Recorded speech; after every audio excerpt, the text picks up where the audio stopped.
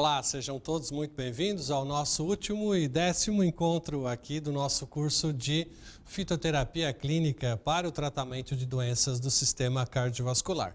Então, dentro dessa visão integrativa, o que nós propomos sempre é o uso das plantas medicinais como uma estratégia terapêutica primária para a manutenção da saúde plena.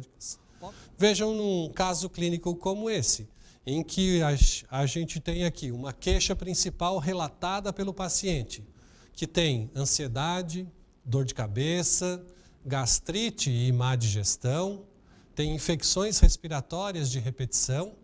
Essa condição clínica é acompanhada ainda de uma avaliação secundária, na qual a gente avaliou picos de hipertensão diurnas, o paciente tem hipertensão, tem insônia associado, tem irritação e dificuldade de concentração. Quais são as origens principais? Esse paciente, quando foi contextualizado no seu ambiente de trabalho, de cobrança muito intensa, na qual ele não tinha condição de responder adequadamente a todas as cobranças físicas e emocionais às quais ele era submetido. O que aconteceu no distúrbio fundamentalmente nesse paciente?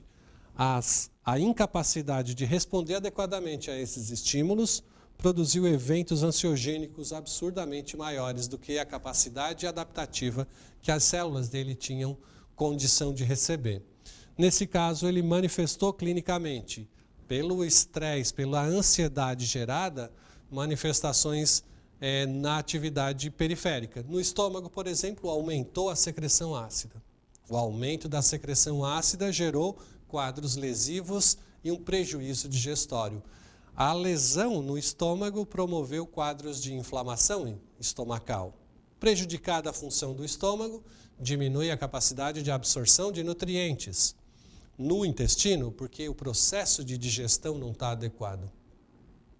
Ele também apresenta quadros de insônia, quadros de falta de capacidade de metabolizar neuronalmente os estímulos que são gerados durante todo o dia.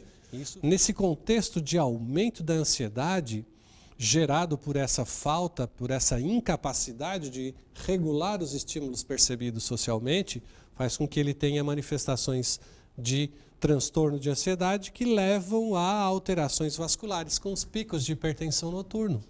Então, nesse caso, o tratamento sintomático do paciente deve ter como foco, como objetivo, a melhoria da qualidade dos estímulos sensoriais percebidos, para que essa melhoria das condições sensoriais no sistema nervoso central restabeleça um mecanismo homeostático de controle.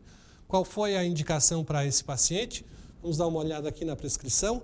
Vocês podem perceber que a gente mencionou aqui para ele o tratamento com valeriana officinalis. Valeriana officinalis que tem uma capacidade de regulação da percepção sensorial, reduzindo os níveis de ansiedade no sistema nervoso central.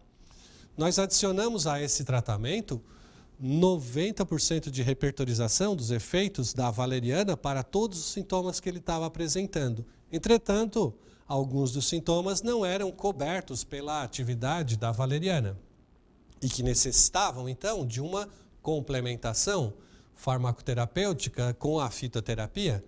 Essa complementação foi conseguida com Crataegus levigata e com Echinacea purpúrea. Vejam alguns dos critérios que nos levaram à seleção dessas plantas para uso ao senhor Antônio. Valeriana officinalis, dentro da padronização de doses de 50 mg de um extrato seco padronizado a 0,4 mg de ácidos valerênicos, uma cápsula 1 a 2 vezes ao dia. No caso dele, bastou uma dose de uma cápsula uma vez ao dia. A gente já restabeleceu o padrão fisiológico do senhor Antônio. A valeriana promove, então, uma ativação do sistema GABAérgico no sistema nervoso central, melhora a qualidade da percepção dos eventos ansiogênicos e garante um efeito ansiolítico muito interessante. E a administração da valeriana foi capaz de promover uma melhora na secreção de melatonina. Melatonina é o nosso hormônio produzido no sistema nervoso central, nas glândulas pineais, e que é responsável pelo ciclo circadiano. Além de ser responsável pelo ciclo circadiano, ciclo de funcionamento normal do nosso corpo, a melatonina também é capaz de regular o processo de resposta imunológica, regular o processo de secreção de cortisol matinal, restabelecendo um padrão energético para o indivíduo e restabelecer o funcionamento cardiovascular, a responsividade cardiovascular. Olha que interessante isso, porque o paciente estava manifestando insônia e a insônia levava a distúrbios imunológicos. Esses distúrbios imunológicos que promoviam ou faziam com que ele tivesse gripes de repetição, foi um dos sintomas que ele apresentou.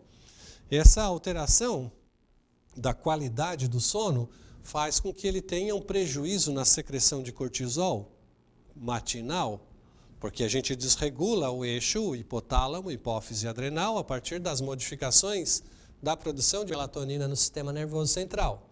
Isso faz com que ele tenha, então, uma menor condição de produção de cortisol matinal, levando a uma falência da energia para as respostas fisiológicas que o indivíduo está apresentando. Nessas condições, o aumento da intensidade dos estímulos elétricos noturnos fazem com que ele tenha picos de hipertensão. E esses picos de hipertensão noturno são reflexo dessa modificação funcional do sistema nervoso central.